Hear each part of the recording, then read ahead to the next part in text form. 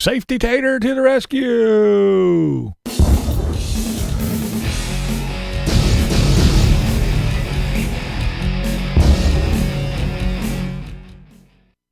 That's right, Safety Tater. He is getting ready to make a trip. So he is running around and showing us all the safety features and how to check things and get ready to go. But first, let's talk about Mikey. So we got Mikey, and now he was talking and doing some things and showing us some food and everything, and it started to rain. So we went outside with him and we checked everything, and the rain catchment system that had the, little gaps at the end of the roof, between the roof and where the gutter was, and then between his RV and the roof, there was water that was lost. Mikey made the attempts to fix all these things, and it worked. So he got that all buttoned up, and he showed us his rain catchment system and how it worked again. And it seems to be working, so he did that right. But then he sat down and he talked about how he wants to get a dog, and not just any dog. I want to get a Cane Corso dog. Now let me explain. That's a big dog, I know, and they're very territorial, and you got to really be on your game. Yeah.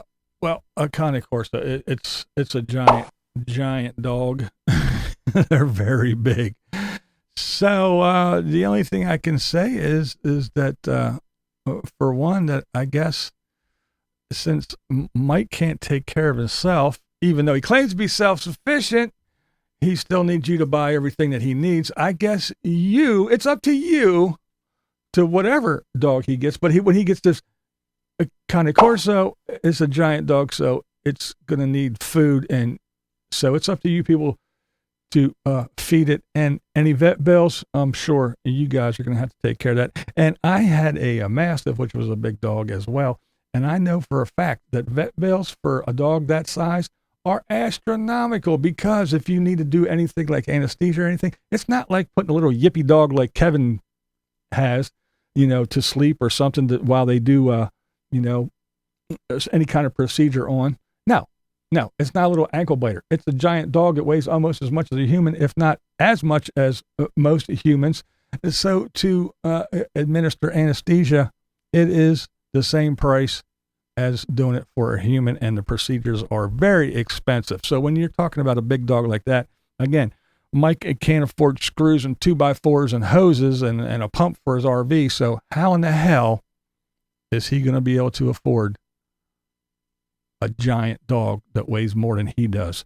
And especially as he's running around telling everybody how the economy's in the shitter and people can't afford food. So how's he going to afford this dog? I don't know. But there you go. That's what Mikey is into. If you're going to dream fucking big, I guess. Now we got Tater. Tater's getting ready to make his trip away from Mississippi, and he is doing his safety checks. Yeah, that's right. He's got a little mini baseball bat. Yes, tire, when you bang your tires with, lots of truckers and people have those little bats you whack your tires with and everything. And the funny thing is that the guy with no window, who can't see out and can't see people standing or traffic or anything, who says there's no law that says you have to be able to see out of your door. This guy is talking safety. I found that to be quite interesting. And then the other thing is, he was talking about the TPS, the tire pressure system, because he is hauling his trailer Swift around with the bus.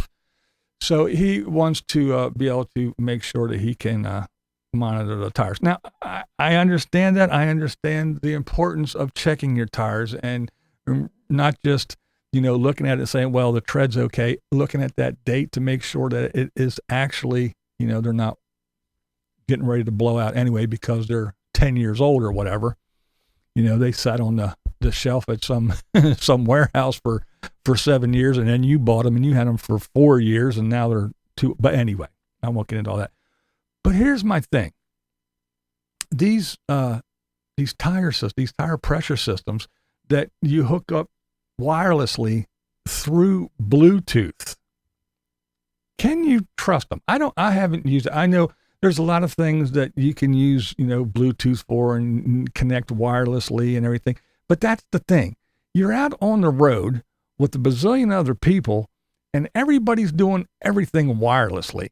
They got their phone hooked up to their car, when the phone rings, they can answer it through the Bluetooth and the phone and the thing. And now you got one in the tires and this.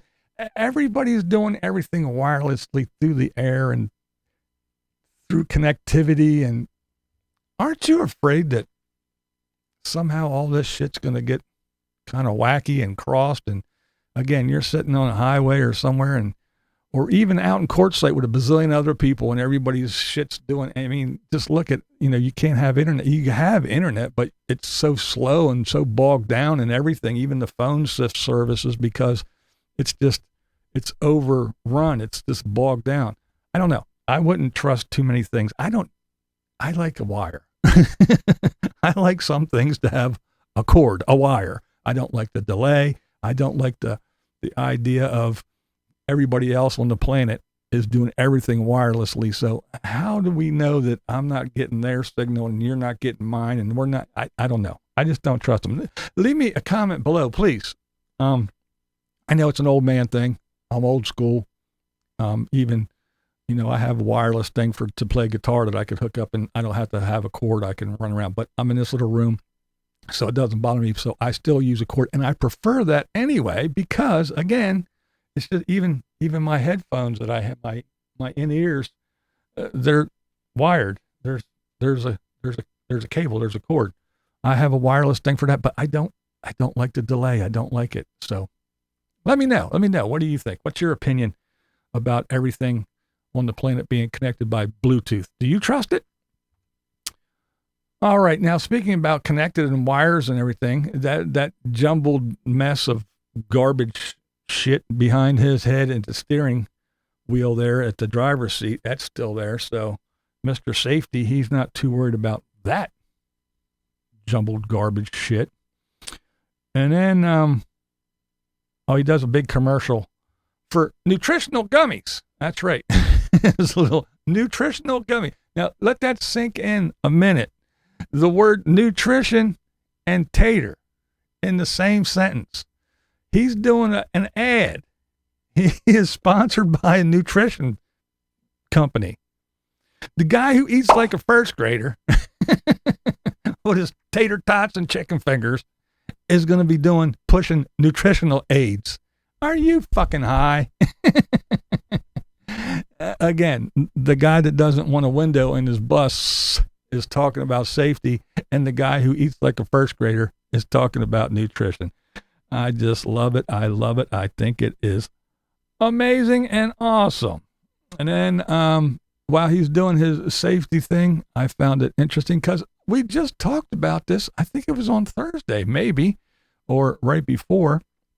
But we were talking about in the Gaudi bus, we didn't see any smoke detectors or a fire extinguisher. And sure as shit, right after that, what do we see? What do we get to see? This is also my home. Check your fire extinguisher. I choose to keep mine closer to the driver's seat. There's the wires. Mine is actually right here. But actually look at it too. Check it and make sure that it's not expired. So this one is still in the green right there. See? So this one's still good. Okay. So there you go. And he did show his, I guess, his CO and smoke detector all in one and talked about that. So there you go. We talked about him not having any fire detection or fire safety aids in the Gaudi bus. And there we go. He pulled them out and showed us. So that's what Tater's doing. I hope you guys join me Thursday, 7 p.m. Eastern.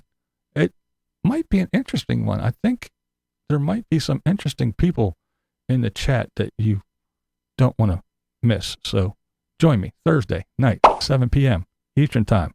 Adjust to your time zone. This is BlindViews, and that's the way I see it. What we do here is go back.